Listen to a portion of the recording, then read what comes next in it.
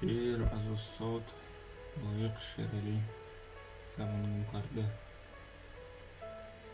هر کی دارد در جهان گم کرده ای، در زمین و در زمان گم کرده ای.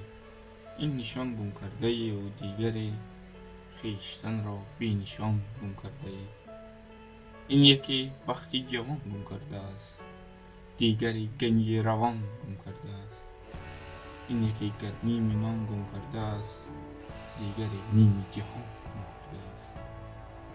این یکی جان و جگر گم کرده است، آن یکی شور و شرر گم کرده است. این یکی گم کرده گر مال پدر، دیگری پند پدر گم کرده است. گر یکی بام و دری گم کرده است، دیگری نام فری گم کرده است. آن زمانی همدلی گم کرده است، این زبانی مادری گم کرده است.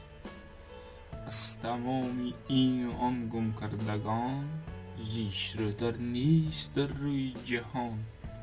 زان که گم کرده زبانی مادری، حرف گوید با تو با چندین زبان. باغ نی گر داوری گم کرده است، یا امیدی سروری گم کرده است. زهر بادا شیر مادر بر کسی که زبانی مادری گم کرده است. آن یکی قدری سخن گم کرده ای، دیگری باغ و چمن گم کرده ای.